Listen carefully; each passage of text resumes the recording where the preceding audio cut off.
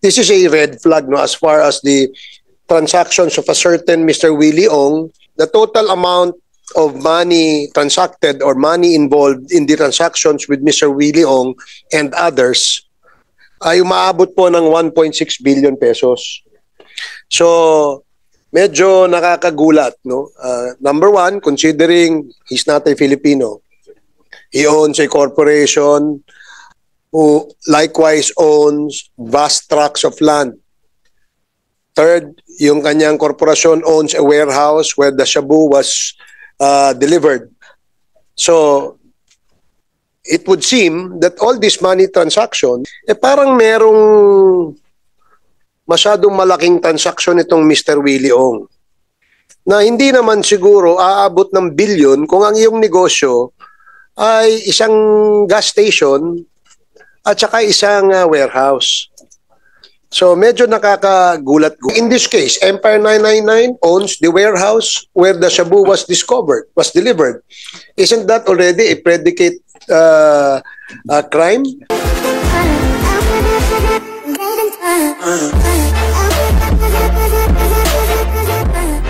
So balikan ko ulit yung flash kanina sa screen, no? Kasi this is a red flag, no, as far as the transactions of a certain Mr. Willie Ong and and others, no.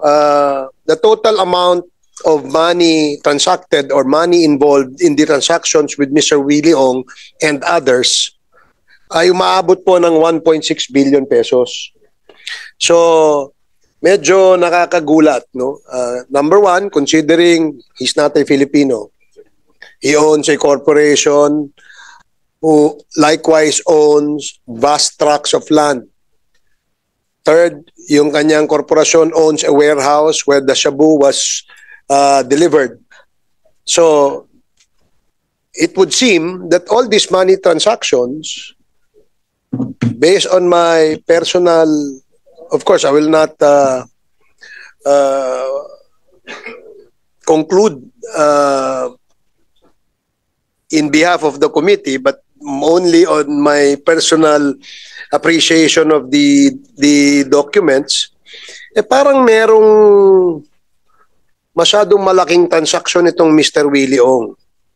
Na hindi naman siguro aabot ng bilyon kung ang iyong negosyo ay isang gas station at saka isang warehouse.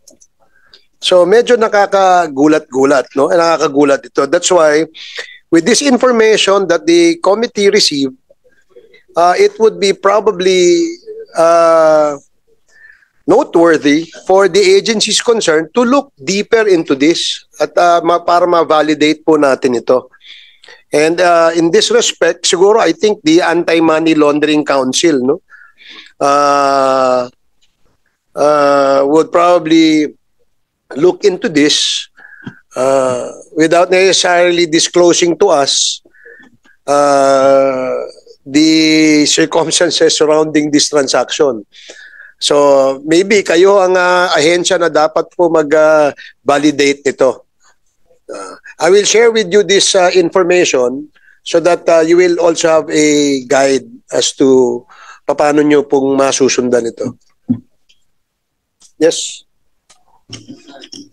Yes, Attorney. Yes, Mr. Chair, that's the one that we're going to request for the committee to please provide us a copy. Although, sir, I believe in furtherance of the AMLAC investigation, we have shared for intelligence purpose with our counterpart from NBI for intelligence purpose financial intelligence report from the MLC. Okay, question lang, no? This is this information has not yet been validated, no? Because there's a case, I think, pending. I'd like to ask now the NBI if the case has already been filed against Empire 999 Incorporators or Mr. Willie Ong. If not, can the Anti-Money Laundering Council immediately freeze assets of the certain Mr. Willie Ong and Empire 999 Incorporators? Is that possible? Mr. Chair, just to put a context on the question, money laundering is a predicate offense, is a derivative offense, and there must be a predicate offense. In this case, the violation of RA number 9165. Although there's a provision, Mr. Chair, in the RA 9160 that freezing is non-conviction based, but we must prove that there is a probable cause that a certain funds or property is in any way related to unlawful activity. Like in this case, Empire 999 owns the warehouse where the shabu was delivered. Isn't that already a predicate crime? That is a predicate crime, Mr. Chair. That's why on the part of the AMLAC, we request at least that a copy that the case has already been filed. And we understand that the NBI is already working on it, Mr. Chair. Okay, thank you, Attorney. Now, let me ask the NBI. NBI, meron na bang kasong na-file against Empire 999 or Mr. Willie Ong and the incorporators of Empire 999? None yet, Mr. Chairman. Why is that so? This has been, ano ba to? Ilang months na to? The last hearing we had, we asked the NBI to expedite the filing of cases kasi nagkakaroon na ng bentahan ng properties eh. And we want to prevent that from happening. And why haven't NBI filed the case yet? Mr. Chairman, we complied with the DC number 20 of the DOJ, which Certainty requires of conviction. Yes, Mr. Chairman. So we're just complying now with some instructions provided by the NPS, mainly to secure a warrant for the disclosure of computer data. Pero Attorney Galicia, last year pa ito, perhaps you have all the proof to initiate the filing of a case. As you uncovered, Mr. Chairman, that this is not a simple case. This is a complex case, which involves a lot of agency. And No, but yung case sa drugs muna, kasi yun yung original eh. Diba? Are you telling us that the NBI is now contemplating on filing several charges on the basis of several crimes committed by Empire 999? No, Mr. Chairman, just like the nationality of the Mr. Willie Ong, we have to establish. Until now, because of the document provided by PSA, that he's a Filipino citizen. Now, the only way for us to be able to prove that he's a Chinese national is for us to go to the Chinese embassy, which is taking so much time, Mr. Chairman. We cannot just say that he's a Chinese without proof, Mr. Chairman. So we're having a difficulty of securing those documents. Chairman, can we interject? Okay, yes, Congressman Paduano. Yung case ba ni Willie Ong is different from Eddie Yang with regards to travel records? No, Your Honor. Oh, so Willie Ong is using a Chinese passport? Yes, Mr. Chairman, but because of the different name that was used by Willie Ong, he's using a Chinese passport and a Filipino. So Willie Ong is using a different name with a Chinese passport. Tama Yes, ba? Mr. Chairman. Okay. Now, the same is true with Eddie Yang. Eddie Yang has a Filipino passport in the name of Eddie Yang, but he's using a Chinese passport going out of the country and going into the country. It's the same, di ba? Yes, Mr. Chairman. So ako, Mr. Chairman, BID na lang po mag-certify para makagalaw na to. Kasi just like what we have done. Oh, for example, Mr. Chairman, tingnan mo, Eddie Yang is fugitive in the house because he was contemplated. He has a detention order. And until now, nowhere to be found. Well, in fact, yan pa yung itatanong ko mamaya sa mga agencies. Willie Ong now, as of now, hindi rin makita. Ang travel record niya, he's using a Chinese passport with a different name. Now, but it was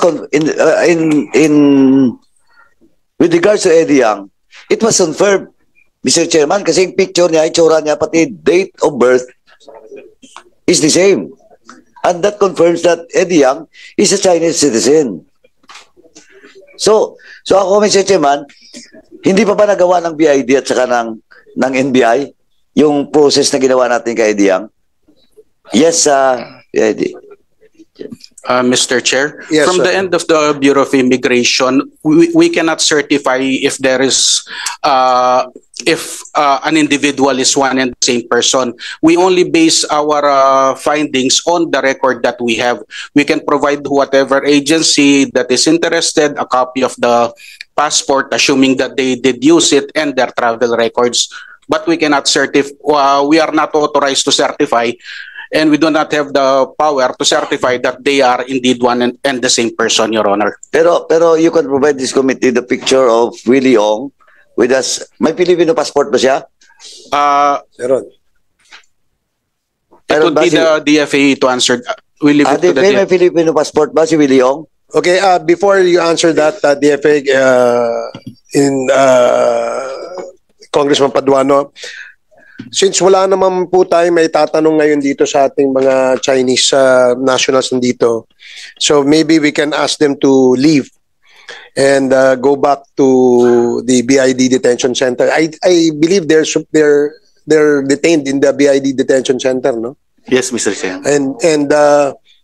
And also, Attorney Sua is asking to be excused since we don't have any questions relative to the Yatay Industrial.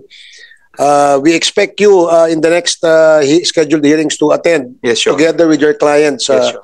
Attorney. So thank you for attending in this committee hearing. Ngayon,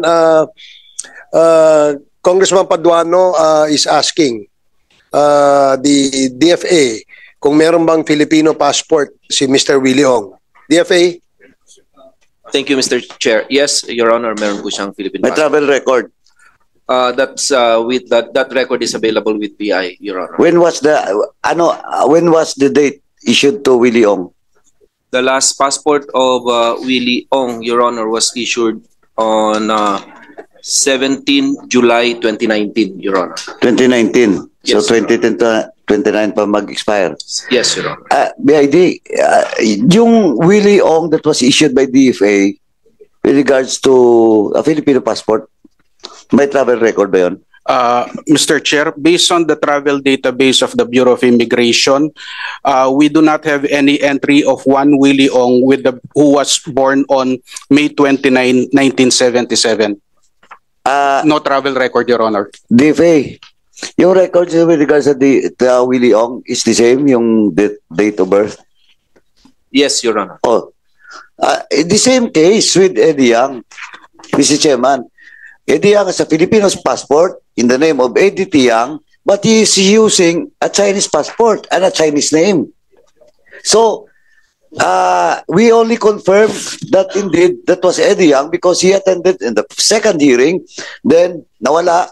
At ito naman, sa BID, chinek natin, may picture, Eddie Yang and a certain Kai Jai Jing, Ming.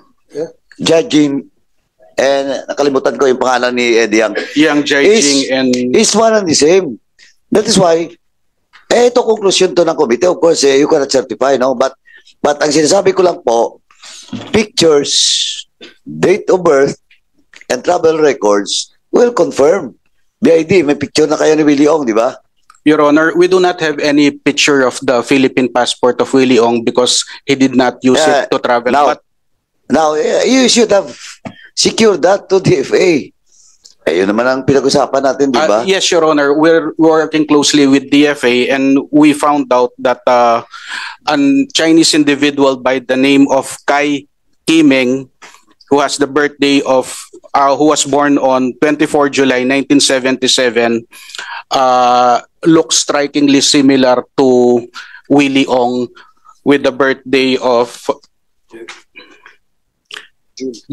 May 29, 1977. O yun na po, Mr. Chairman. Ano na tayo doon? Mr. Chairman, of course, legally, ipoprocess yan, but with regards to this representation in this committee, established na yon. Just like with Eddie Yang. That's why, nasa gobyerno na ngayon, agencies. Hindi na sa committee dito. But of course, wag na natin hintayin yung lumabas pa yung committee report. We're running out of time. Kasi pag ganyan, of course, nagtatago ngayon. Ang next judge is, of course, NBI was ordered in the previous hearing, PNP, to look for Willie Ong. Because may, kahit lang doon sa contempt order and detention order for Eddie Yang and Willie Ong. Kahit na wag na natin munang pagbabatayan yung question about the identities for, well, indeed, if he's Filipino or Chinese citizen. Yung question lang po nung pagdala dito as part of the contempt order dun sa mga agencies concerned.